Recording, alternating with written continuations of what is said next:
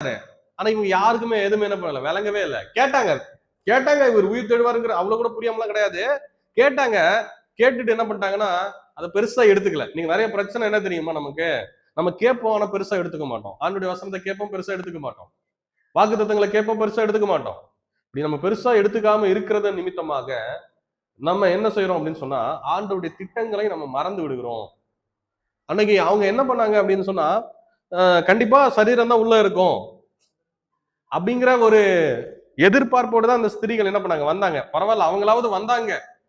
ஆனா மற்ற சீஷர்கள் ஒருத்தவர் வந்து அவுட்டு. ஆமா, ஒரு வெள்ளி காசை கூட அவர் அனுபவிக்கவே முடியல. எல்லாத்தையும் தேவாலயத்துல எரிஞ்சிட்டு போய் குற்றமற்ற ரத்தத்தை காட்டி கொடுத்தேன்னாரு. அவரும் சொன்னார் இயேசு நீதிபரர்னு.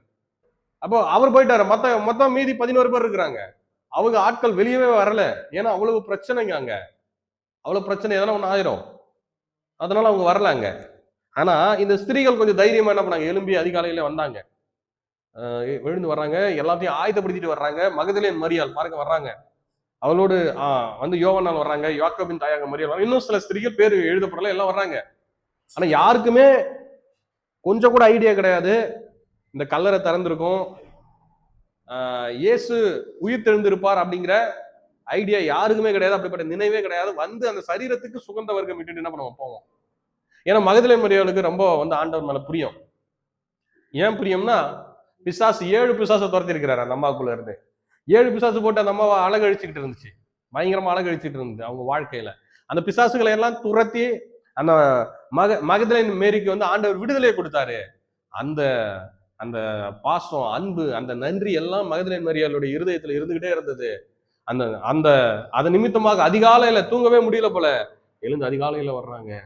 அருமையான தேவனுடைய பிள்ளைகளை, அவங்க எல்லாரும் அங்க வரும்பொழுது என்ன பேசிட்டு வராங்கன்னா, யார் நமக்காக அந்த கல்லை புரட்டுவார்கள்? நமக்காக யார் அந்த கல்லை புரட்டுவார்கள்? ஒரு 2 சீசனை கூட கூட்டிட்டு வரல, எந்த ஜென்னையும் கூட்டிட்டு வரல, அவங்களாகவே வராங்க. யார் நமக்காக கல்லை புரட்டுவார்கள்? வந்து பார்த்தா கல் புரட்டப்பட்டு இருந்தது. ஹல்லேலூயா. எழுதின சுவிசேஷம் 28வது அதிகாரத்துல நம்ம வாசிக்கிறோம், தேவ தூதன் இறங்கி என்ன பண்ணாராம், அந்த கல்லை புரட்டினாராம்.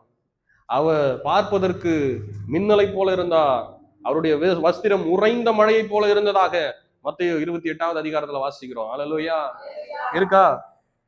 அப்ப கல்ல புரட்டுறதுக்கு தேவதூதன் பரலோகத்துல இருந்து என்ன பண்ணாரு, இறங்கி வந்த வாழ்க்கையில எவைகள் நமக்கு பெரிய பாரங்களாக தெரிகிறதோ, எவைகள் நம்ம வந்து உயிர் தெழுந்த இயேசுவின் வல்லமையை ருசிப்பதற்கு, பார்ப்பதற்கு, அந்த நற்செய்தியை கேட்பதற்கு தடையா இருக்கிறதோ, அப்படிப்பட்ட கல்லை எல்லாம் தேவன் புரட்டி போடுவார். ஹல்லேலூயா. நம்ம ஆசீர்வாதத்தை சுதந்திரிப்பதற்கு தடையா இருக்கிற கல்லை கர்த்தர் என்ன பண்ணுவார், புரட்டி போடுவார்.